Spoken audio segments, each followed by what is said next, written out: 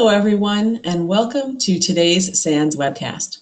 Stop Really Nasty Malware, Pre- and Post-Execution, a SANS review of the enSilo Endpoint Security Platform, sponsored by enSilo. My name is Carol Auth of the SANS Institute, and I will be moderating today's webcast. Today's featured speakers are Dave Shackleford, SANS Analyst, Instructor, and Course Author; Roy Katmor, enSilo CEO; and Randy Potts, Real-Time Resolution CISO. If during the webcast you have any questions for our presenters, please enter them into the questions window located on the GoToWebinar interface at any time. Please note that this webcast is being recorded, and a copy of the slides and recording of this webcast will be available for viewing later today and can be found on the SANS registration page. And with that, I'd like to hand the webcast over to Dave. Thanks, Carol, and thanks everybody for joining us today. We're excited to be here, and of course, I think the title of this webcast probably sets the stage pretty well, right? We're specifically looking at the enSilo Endpoint Security Platform, and we're looking at it, of course, through the lens of a security analyst that has a need to stop really nasty malware.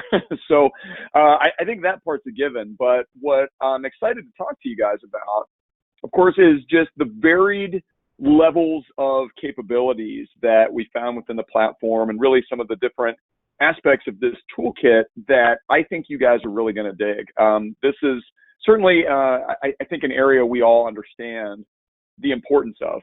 Today, we've got more problems at the endpoint than ever before, and we need tools that do a better job of not only detecting the malware and being able to stop things before it executes, but look, there is absolutely no way you're going to be able to stop everything every single time.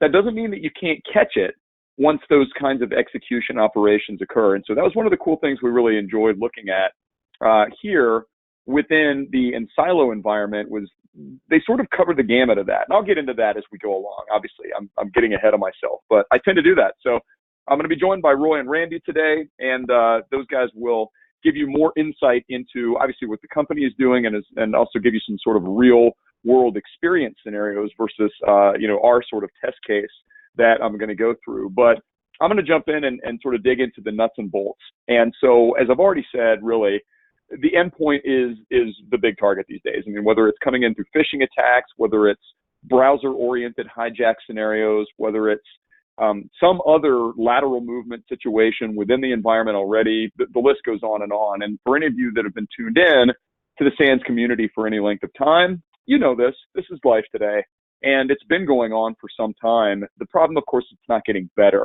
It's getting more sophisticated. The number of variants of malware is just blowing up out of control.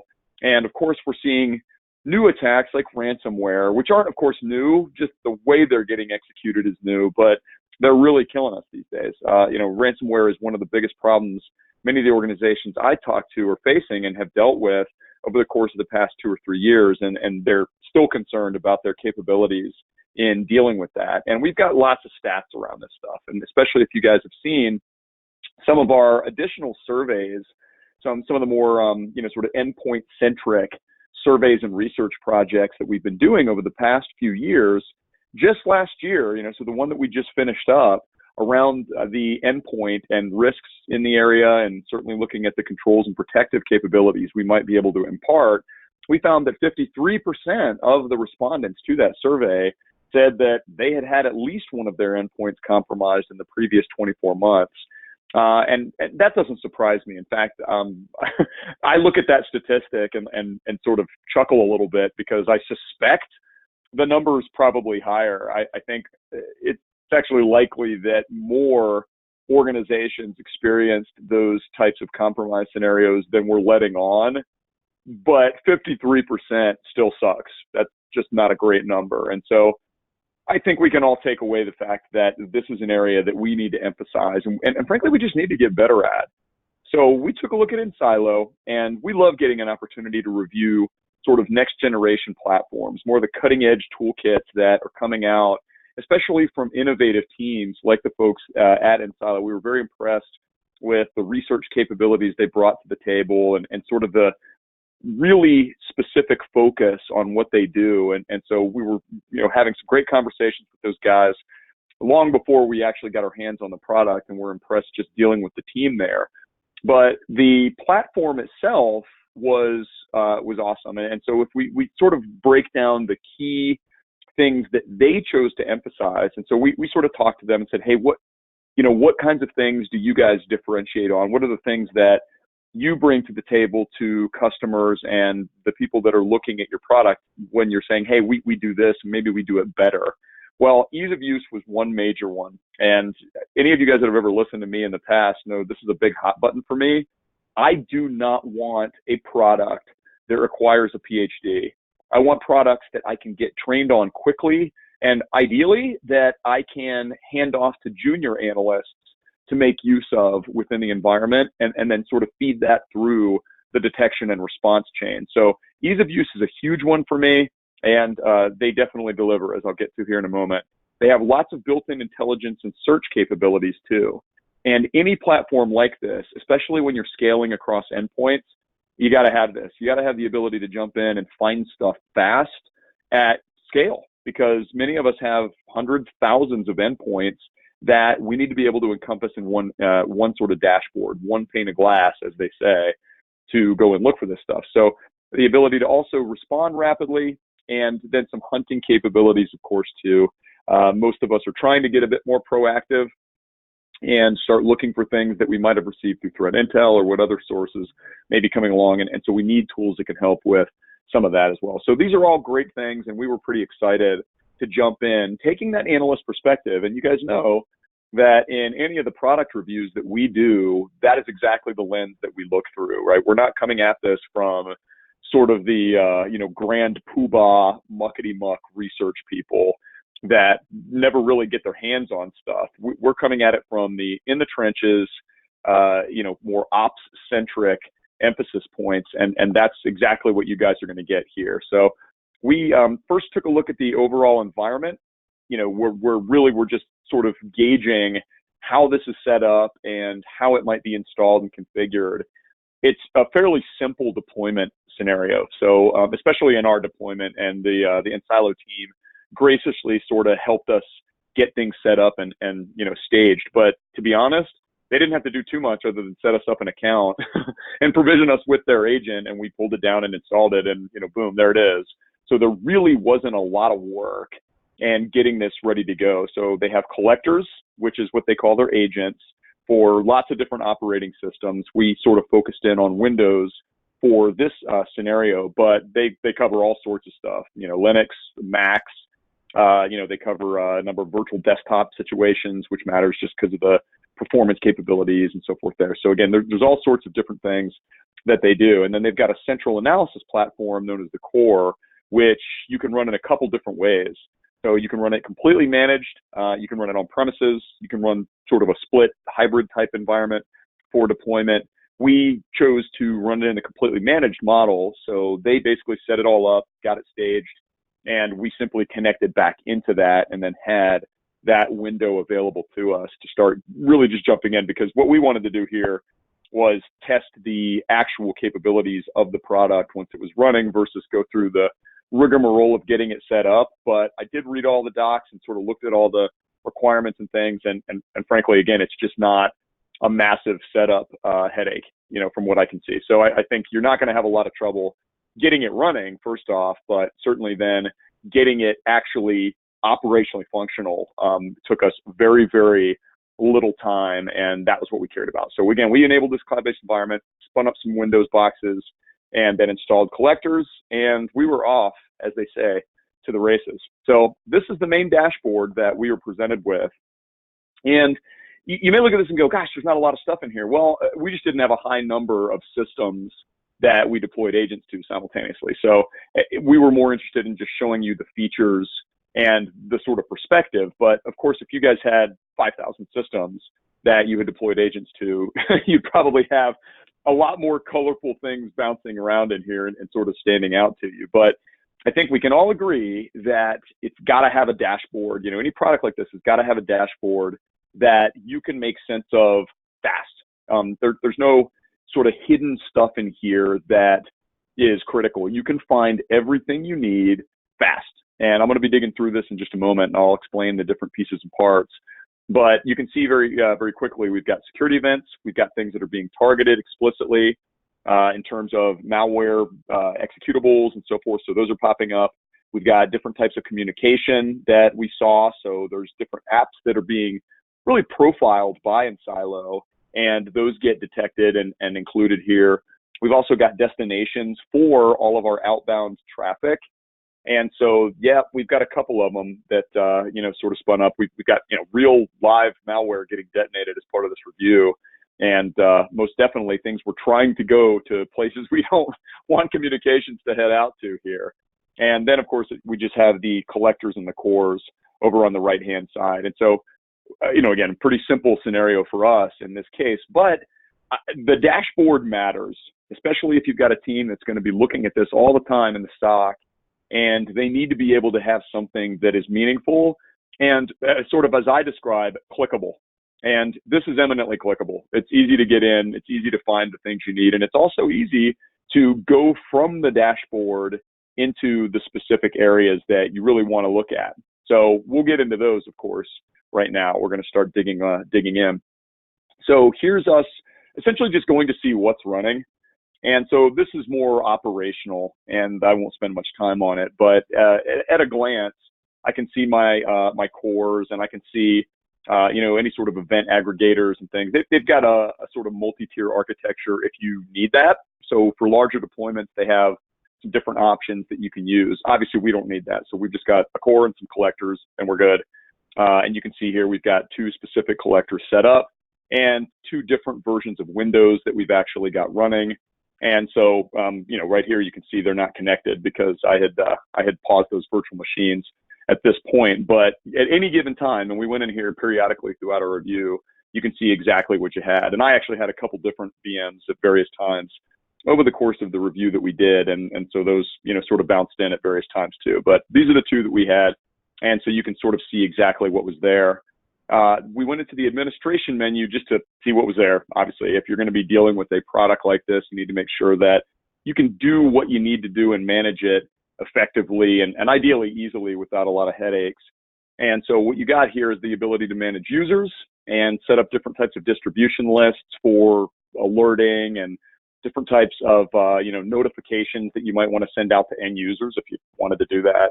And you can also integrate things like LDAP stores and Active Directory, which is going to make your life easier, obviously. In an enterprise, you don't want to go manually adding all the different users and creating those groups and setting up their emails. Like if you've got all that already baked in to an enterprise directory service, yeah, of course you're going to want to bring that in here. So yeah, we went in, we sort of set up some basic things just to see what it would look like, but we really didn't do much of this in our review. We just sort of went through and looked at the different options. There's a few other things in here that are interesting, and so you can do some exports of data. You've also got a couple other tools. I'll point some of these things out as we go along, but in a nutshell, getting over into that administration menu, it's one click, everything is right there. There was really very little that we had to do to figure out how to set things up as we wanted them to be. So getting into the meat of the actual product, because that's what you're here for, right? It's to sort of talk about what the capabilities are security-wise. Well, at the heart of a lot of this is, of course, the policies that these guys have, and they've got plenty of them right out of the gate that you can start making use of. So as soon as you install the product, there's quite a few policies that you can start using, and you can take these, modify them, of course, if you want to, but ideally what you'll do is clone these policies out, create some customized ones for your own use cases, and then you can go and assign them to collector groups.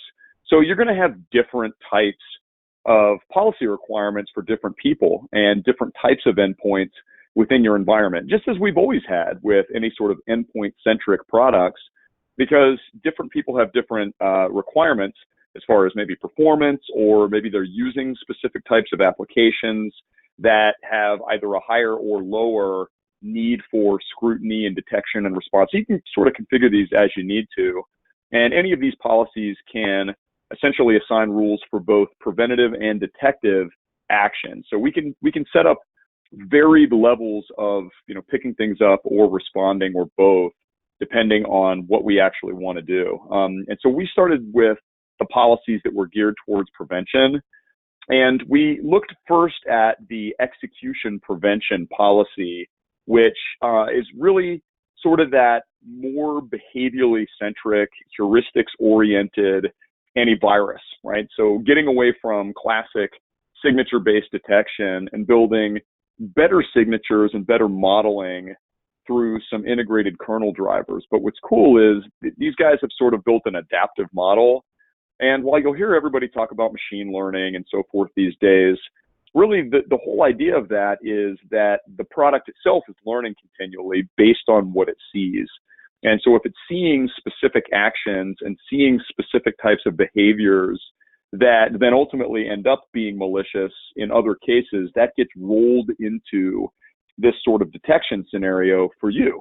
And so across the spectrum of what these guys are seeing and doing for not only your environment, but anybody else's, they're sort of collecting and building better models and algorithms that then can perform things like static analysis on different files, looking for behaviors based on what those types of files are doing or what the systems are doing, and also really trying to get that ideally before things are loaded into memory. So if you get to the point where stuff gets fully loaded in memory, you may not be able to wholly prevent all of the actions at the get-go, but what you can do is sort of do that post-execution or sort of post, quote-unquote compromise response scenario. And we'll get to that here in just a minute. But this is a core policy that anybody needs to look at. And what you can do is go through all of the various elements of that. And so you can see a few here. I obviously in the screenshot didn't capture everything, but you can go, go in and say, well, what do we want to do if there's a malicious file detected? Or, hey, what do we want to do if there's a suspicious file detected? So in other words, we're not 100% sure of whether it's definitively malicious, but it's acting funny based on some of the heuristics and algorithms that we've got. What if we've got a file that is unconfirmed and we detect something like that? So we don't really know what it is, but we've picked up on it. So here's where you can see those different actions and whether or not we've got these capabilities enabled. And so there's a whole laundry list of this kind of stuff that's in there. And so what's cool is that these policies, this policy in particular, comes out of the box in sort of a ready state to just alert on things, but it's not going to actually take any actions yet. So for any of you that have set up things like intrusion prevention systems or things like DLP, you always start in learning mode and just let yourself know what's going on before you flip things over and start actually blocking. And that's exactly the point, right? You don't want to shoot yourself in the foot in a deployment scenario, and that's exactly the approach these guys took. So, hey, I can go push out the agent, I can get things running, and just know what's happening without inherently causing problems in the case that maybe there's a false positive or something that's going on in the environment based on some weird application. I mean, stuff happens. So I like that they start that way, and then you can go and sort of flip it over into protection mode. But I'll get to that again in a minute. Some of this stuff is going to get past the first line of defense. So they've got other policies that are focused on, sort of the post-infection stage. So what does a piece of malware try to do, in other words? So, okay, hey, look, some of this stuff got past that first line of defense. It got into memory or whatever, but then it's going to try to do something. And so it's going to try to exfiltrate data, or it's going to try to execute known ransomware types of activities. So it's going to try to find file types. It's going to start trying to change the model of those file types to encrypt them or do something that you don't want. And so those are, we sort of call secondary stage infection scenarios that these guys have an entire set of policies around as well. So we dug into some of those, of course. And as I said, these are in what we call simulate protection mode, where they're just going to generate logs and events, and then you just need to flip that on. But there's tons of really cool rules that are in here. And you can, again, I'm just giving you a few examples. There's quite a bit more that these guys can do, but some of the ones that I took a look at and sort of tweaked and played around with were looking at things like hidden processes. So things that are purposefully hidden from the operating system, and try to open up network sockets, or executables injected into memory that then try to run and connect out somewhere, or just malicious processes in general, particularly those that try to manipulate or interfere with the enSilo collector.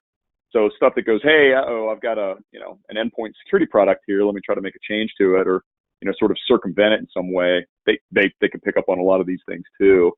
And so there's a whole slew of these kinds of capabilities there.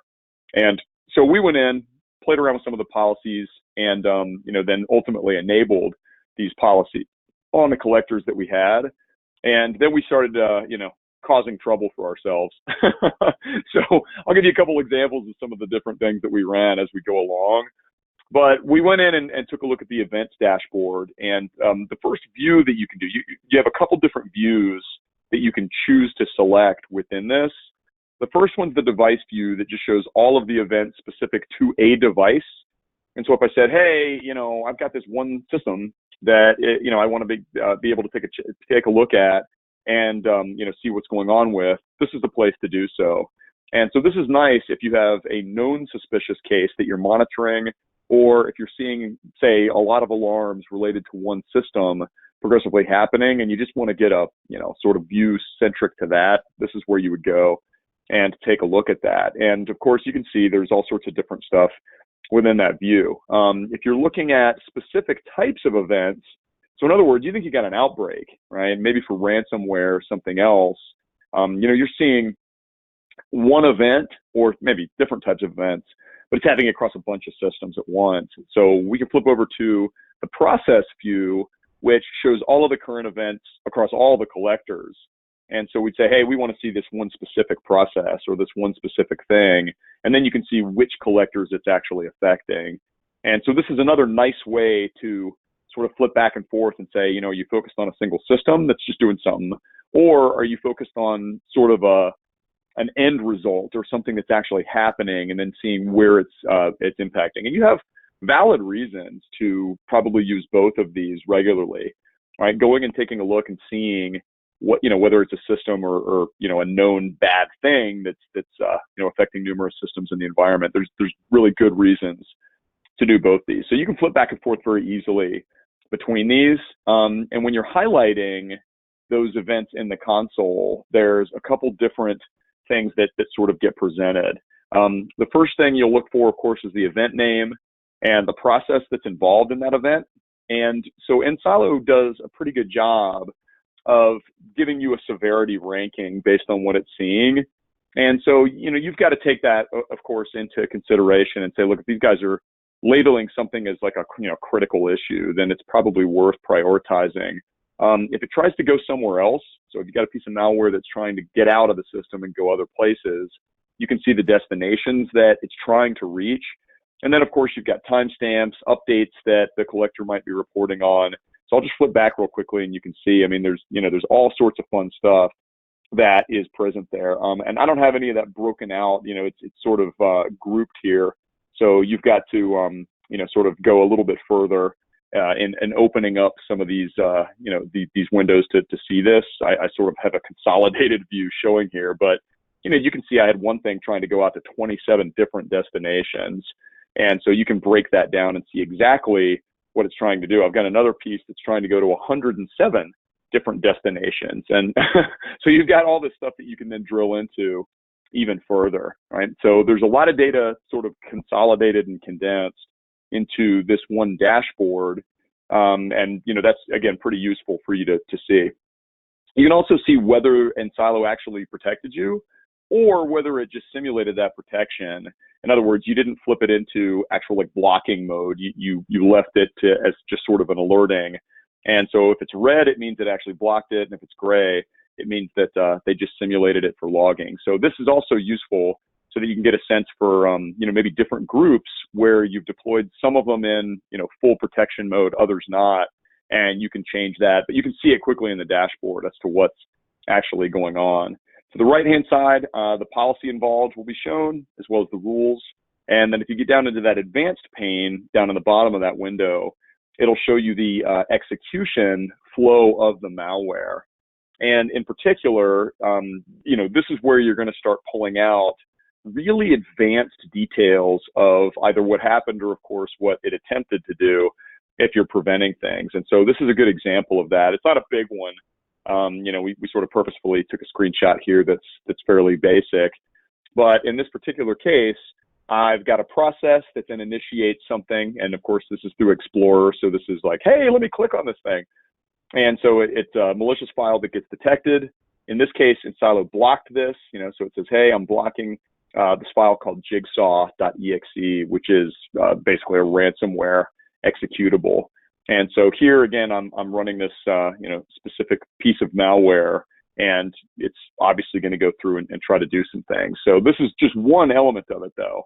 And so there's all sorts of others that we sort of went through during our review scenarios, and some of them are really sophisticated and do lots and lots of varied things, or attempt to do lots of varied things. And so enSilo will, again, show you sort of the branches of what it's trying to attempt doing going along. And I think I've got one other good example here, which is Pecha Not Pecha, which is really nasty stuff. This normally spreads through an SMB-based exploit, injects itself directly into memory, and then tries to not only take over the system, but looks to find numerous friends around itself within the local subnet. And so it does all these things very, very fast. Drops on the box, hooks itself in, goes and looks for friends. And so in this case, you can certainly see a much more involved execution flow right down here. And so you can see, right, there's, the creation of, numerous different files that it's attempting to create. It's trying to hook itself into the platform. It's trying to open another executable. It's trying to go out and find friends. And it's sort of tough to see in this exact screenshot. But you have an enormous number of disparate actions being taken, almost really in tandem, by this very, very nasty piece of malware. And again, this is live malware we tried. It was not like sample safe stuff. It was malware that really does exactly what it's done in the wild. And so you can see what's going on at these various phases, and you can also see, of course, where enSilo is blocking this stuff. So in particular with with this piece of malware, we could have really wreaked havoc in the testbed network that we were running.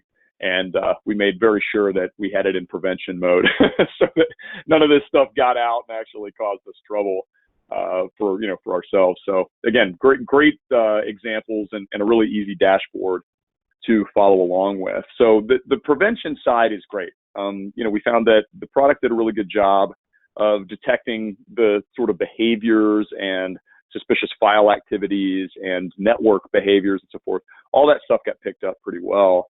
But of course, there's this whole second side of endpoint security today, which is the forensic side, which is I really need to know what's going on side.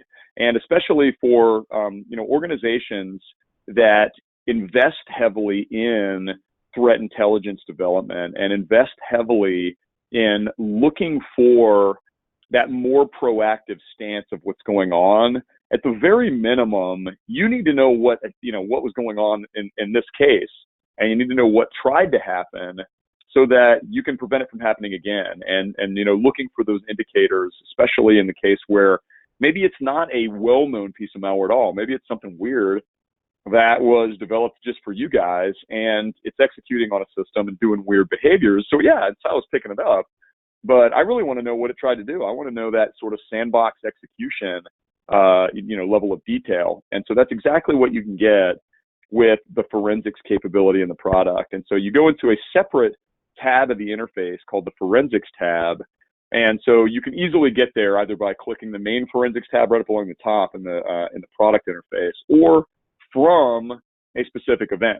So this is the nice thing, is that if you've got something weird, you go to the events view, you're like, what is this all about? Well, I can go straight over to the forensics tab from there and then figure out exactly what's happening. And so this is just showing you, again, sort of a squinched screenshot here of the forensic view. You've got two different types of views here as well. The first is called the graphic view, which is, sort of that same process flow model with some of the artifacts. But and you can, again, sort of dig in and see some good, interesting data there.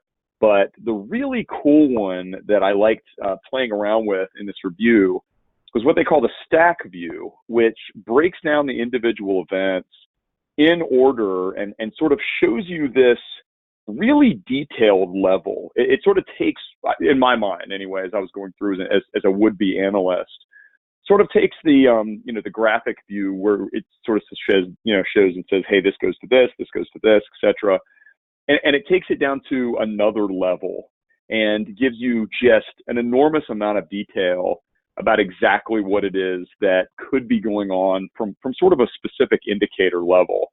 And that's what you need. That's really where I think forensics professionals or, the SOC can get down and say, okay, what do I need to pull away from this thing? What's actually happening here? We've got source processes, we've got target processes, we've got, all these details that we can follow through and say, here's the exact file name, here's details about the file, here's what leads to the file being triggered, here's the entire sort of process piece and part, that you need to be cognizant of in any sort of malware outbreak scenario.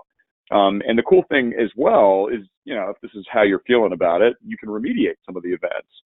And so it depends on the scenario, obviously. If you've got a case where, you want to let it, sort of brew for a while so you can gather additional indicators, sometimes that's really warranted. But in others, you're just like, hey, I just want to clean this thing up. I want to scrub this stuff.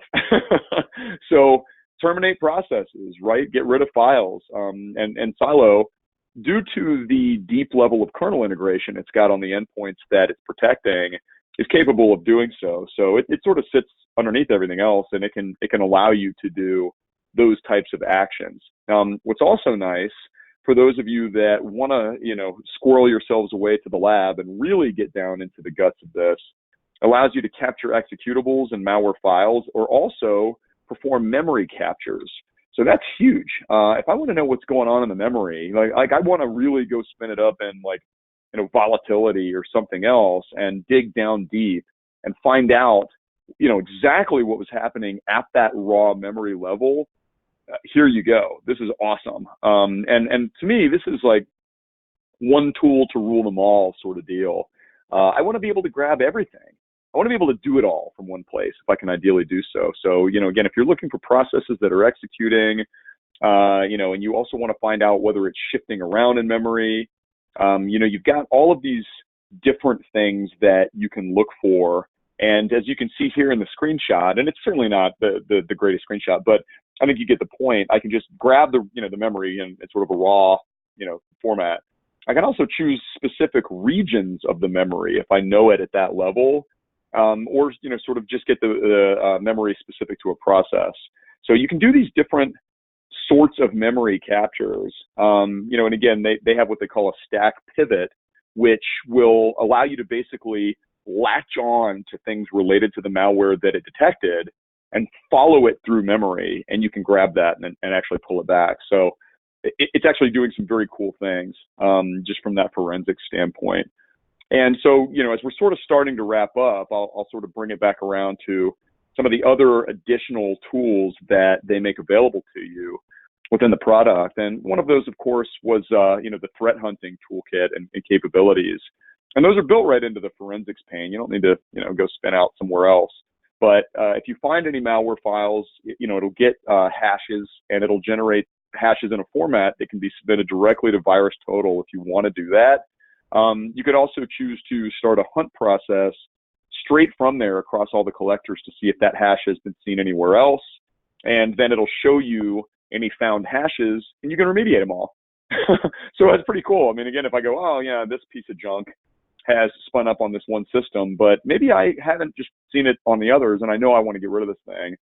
You can choose to just, again, pull them all up in one place, get rid of this stuff right there from that singular, viewpoint within the dashboard. So as you can see, and again, sort of a stretched out screenshot there, but you can see it's got a little threat hunting tab that's right there, and it'll allow you to dig in and see exactly what you need. So of course, you're going to have some cases where either false positives happen, or maybe you want to whitelist something because it's a wonky application executable that is weird and does behave weirdly. And so you're like, oh, okay, I know this thing is behaving weirdly, but it's our thing that's behaving weirdly. And so of course you're going to need exceptions, and their exception manager is really easy to handle because you can invoke it from just about anywhere that you're going to be anyway. So you're going to be doing this in the event viewer, you're going to be doing it over in the forensics pane, and you can choose to spin up that exception manager right from there. So whether it's a, again, a specific event, or you're already investigating and you go, yeah, this thing.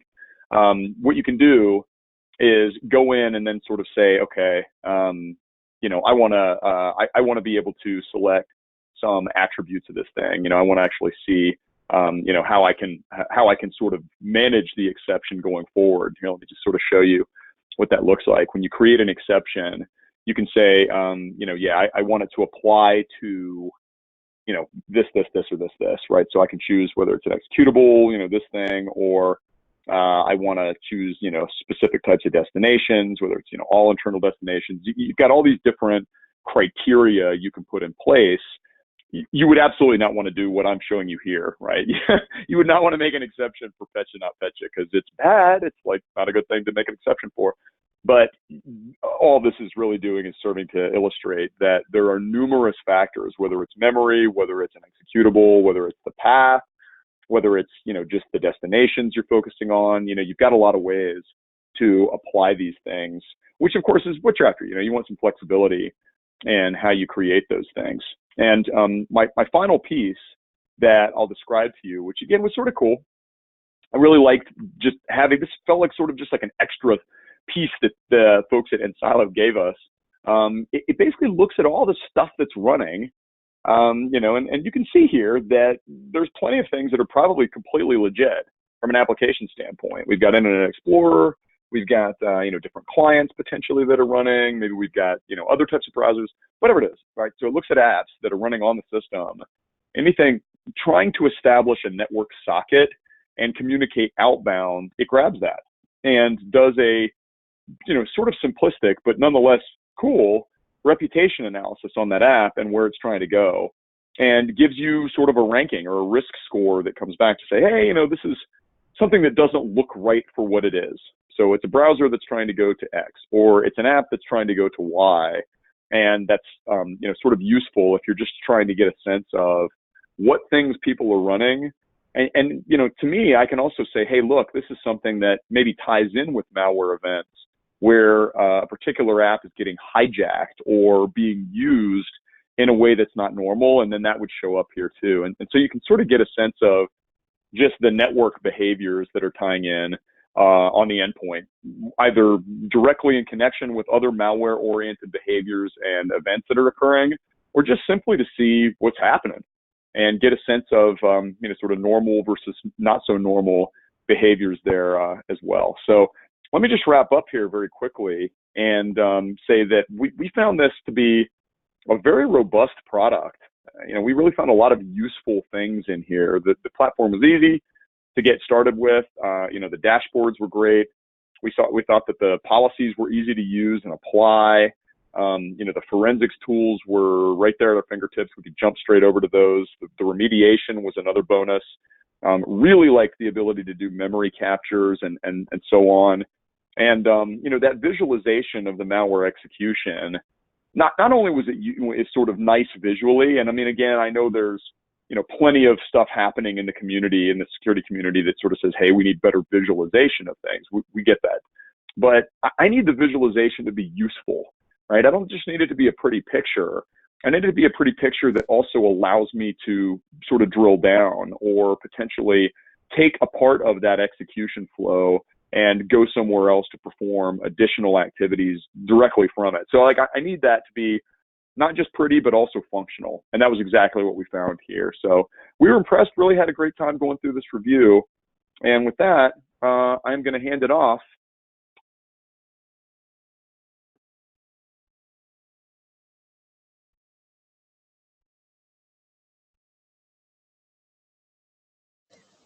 Hi, Randy. I think you need to unmute. Oh, this is Roy's part right here. Cool.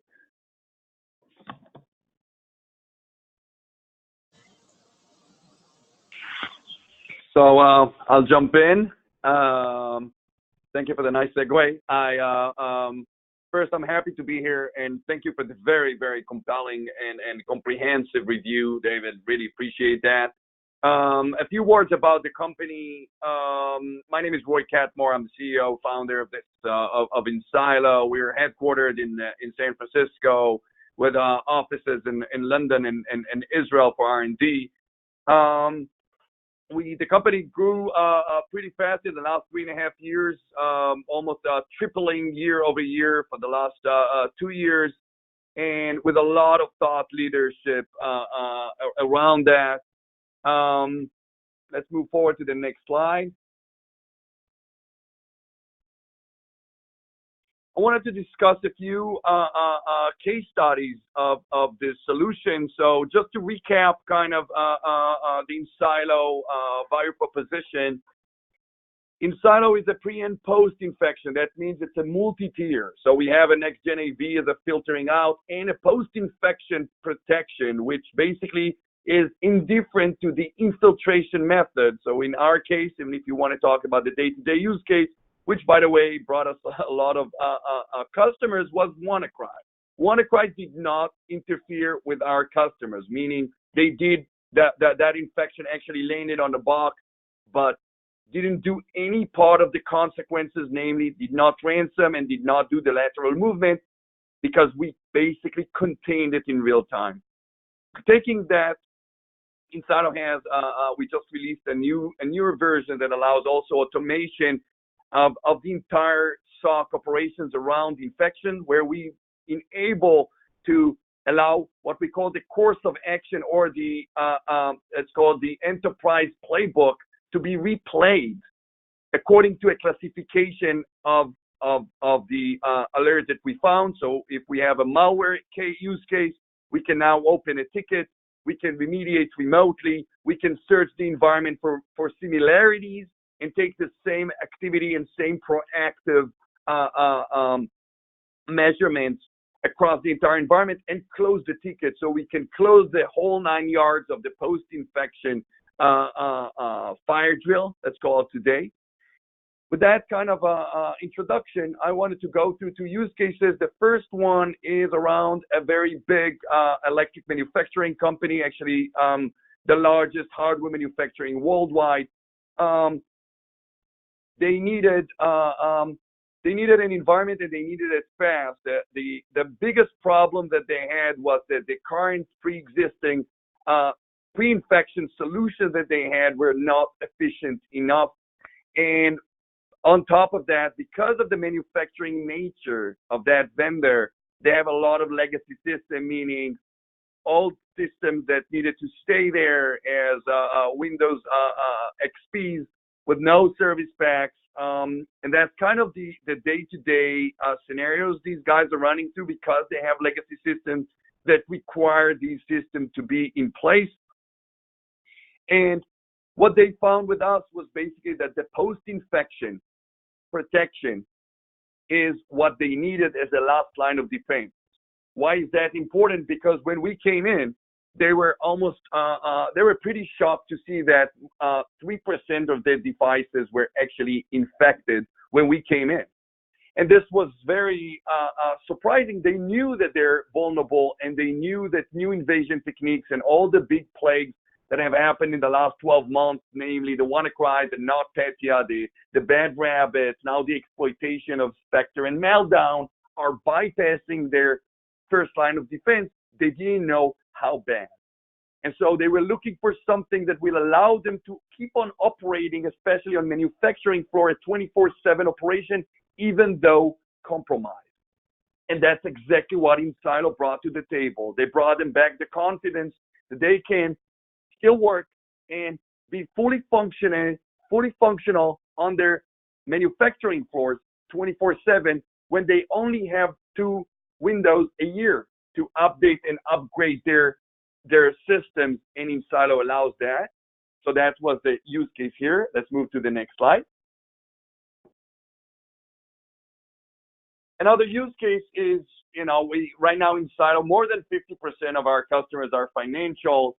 And again, the problems where they were experiencing new trends, which basically in memory. I think David walked through the in memory forensics piece, but that's kind of the end of the end of the line for that. But you can imagine that enSilo, because the way we do things, because we are planted within the operating system, because we are tracking memory and processes hierarchy that ends up with a connection establishment or file modification, out of the box, it allows us to detect these fileless malwares. But I think that the biggest deal with financial is not about just the fileless malwares and the things that are very easy to bypass their AV. The problem was that they are a target, as opposed to a lot of others that are just what we call the runaby, and the wrong place, the wrong system in the wrong time with the wrong patching.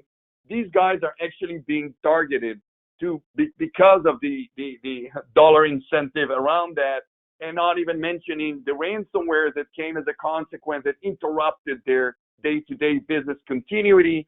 And of course, the idea was, again, certain systems, the transactional system, so you can imagine what kind of a financial services that is, but they needed something that will allow them to contain malwares in real time, even though compromised. Why do they need that? Because you can think about a transaction server that cannot be right now putting off the grid if it's compromised. It needs to keep on working. And how do you know which ones are actually the ones that are driven by customers and which ones are actually now driven by a malware that took control of some parts of that server? And this was the very enhanced use case. We came in as a last line of defense again, to be able to contain data, mostly to contain malwares and protect the data. And that was the first use case. But of course, when we came in, soon enough, they used a comprehensive defense and also replaced their first line of defense. And the idea was that they just couldn't stand the pace of the update of the first line of defense, and preferred it to be in a single endpoint deployment. And enSilo allows that without any additional installation. That means it's a checkbox, and that's the way it should be. If you're looking at an enterprise today, and a common enterprise will have at least 5 endpoint solutions, which means deployment and the ongoing maintenance. enSilo allows you to do this entire endpoint package in a single process, in a single pane of glass, and that also allows them to have a complete visibility of the attack and for the entire environment. And that was very important for them to know and understand. So these are the 2 use cases I wanted to go through. Let's move to the next slide.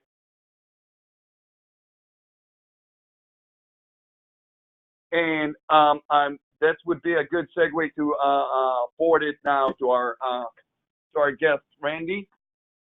Hey, Roy, thank you. Yeah, so I've been a customer of enSilo since really mid-2016, coming up on almost 2 years, and the product has just been fantastic. They started at a really good point where the product worked really from the first day I used it.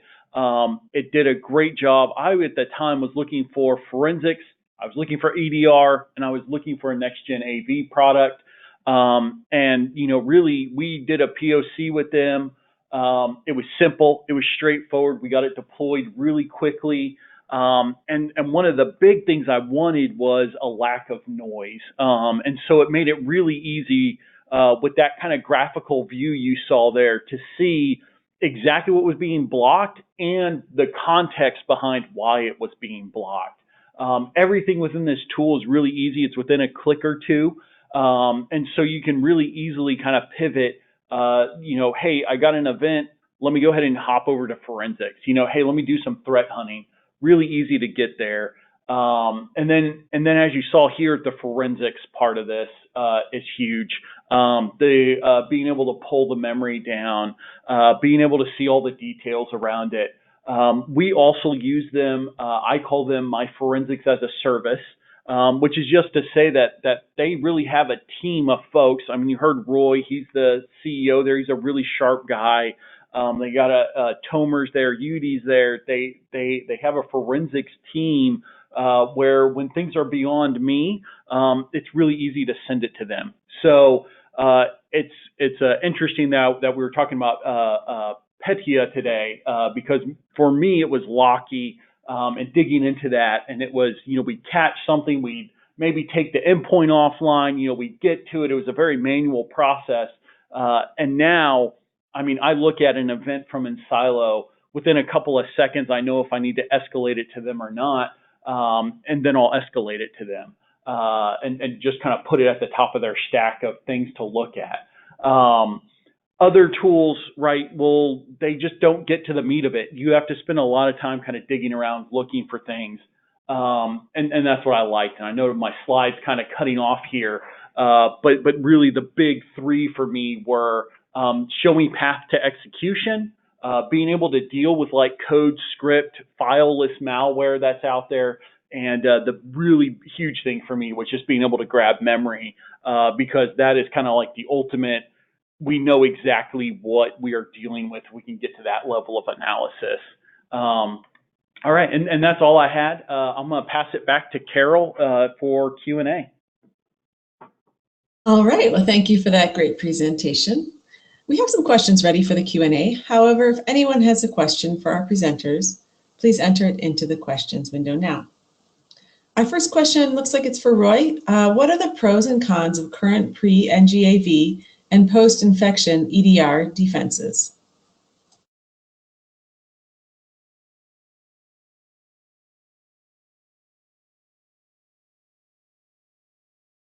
Roy, you'll need to unmute, please.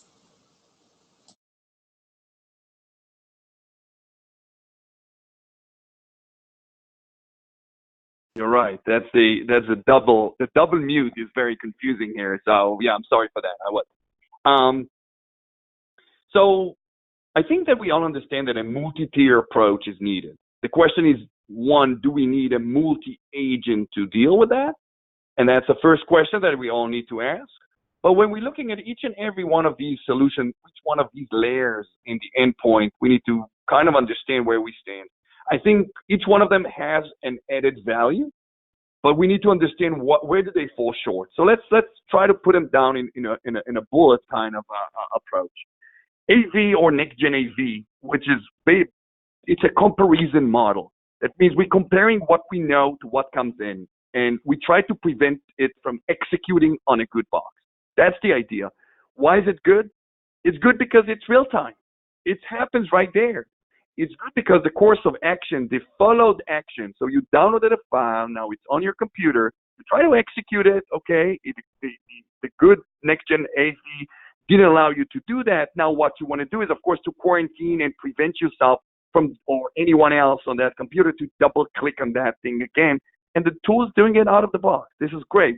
Also, the operational cost, if you're looking for that, the total cost of ownership is not as high. The team, the IT ops are ready to use that. They know how to deploy and maintain, and that's easy. Where do they fall short? The antiviruses and next-gen antiviruses are a good hygiene tools. They will take off everything that is known or everything that was known and modified, but they're not going to take off anything that is in memory. They're not going to take off anything that is based on vulnerability, as we saw all the followed action that needed to do on all of the AV vendors after WannaCry burst. They're not going to take down any kind of invasion technique. And unfortunately, not even the targeted attack, but even the common attacks are becoming based on that. So the good, it's a good hygiene. It's just like washing your hands. The bad, anything beyond that will infect you, and you need to prepare for that. And here comes the second line of defense, the post-infection. Today, the market addresses post-infection with EDR. So we mentioned that a few times over the session, the endpoint detection and response, which is basically a tool that gives you more visibility than an actual protection in case you are already compromised. So it will indicate you what it looks different based on anomalies, based on known indicators in the market that are basically correlating higher with around attacks. but this is not good enough. Because the good thing about these tools, they record a lot of data. The visibility is really good. The bad thing about these tools is that there's too much data. And when somebody buys one, you need to always keep in mind, can you actually manage that in a day-to-day? Do you have the right resources? Do you have enough eyeballs to put on the screen to digest what you just asked to have the visibility for? And these are exactly where these solutions fall short. And I think that if you now mix them both together and say, okay, I need to wash my hands beforehand, I need the next-gen AV to filter out the known, and I need a post-infection in protection mode. And I think that's the added flavor that enSilo brings in. Instead of looking at all the indicators, enSilo will block something that pose threat to data and allows you to reverse it back now to see any kind of similarities. Because the other way of looking at the entire funnel fails in real-time day-to-day work. All right, thank you. How taxing is the product on the CPU, and also what platforms are supported? So the product is very light agent. I know it's kind of the common thing to say, but first we have David on the line to back up my claim here. But I think that if you're looking at one of the use cases that we are on financial services, not just financials. We are actually deployed on ATMs. Why am I emphasizing ATMs? Because ATMs today are a card. They're not a computer. And that means when you say light agent, we require 40 megs of RAM out of the host. That is all. That means that even a card that has 128 megs of RAM, that's all we need on the box. So this is for the requirement. Another reason I mentioned these ATMs is that unfortunately most of them are XP. And that takes me now back to the supported operating systems. We basically support any operating system in the last 18 years. That means from XP, not necessarily the Service Pack 3, all the way to the latest of Windows 10. And this is what we call a Windows collector. Same thing with a Mac, and same thing with a Linux. Anything basically from the last 18 years is supported, and that includes also VDI, the virtual desktop infrastructure. All right, thanks. Does enSilo support AIX? We do. Okay, thanks. Can I use enSilo as my only security agent, or should I complement it with other tools? Now, that's a very good question. enSilo will provide you anything that you need from a malware protection. That means the first and last line of defense built on a single agent.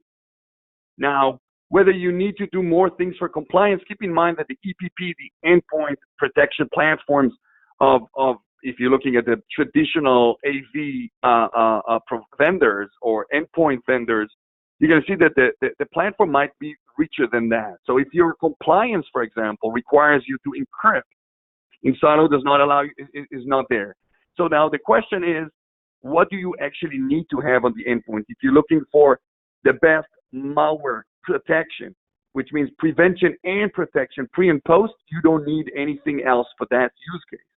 If you're looking for more of a compliance because you need an encryption, full encryption disk, or enSilo does not allow you that. So it really depends on the use case you need to serve. All right, well, that's all the time we have for today. Thank you so much, Dave, Roy, and Randy for your great presentation, and to enSilo for sponsoring this webcast, which helps bring this content to the SANS community. To our audience, we greatly appreciate you listening in. For a schedule of all upcoming and archived SANS webcasts, including this one, please visit sans.org/webcasts. Until next time, take care, and we hope to have you back again for the next SANS webcast.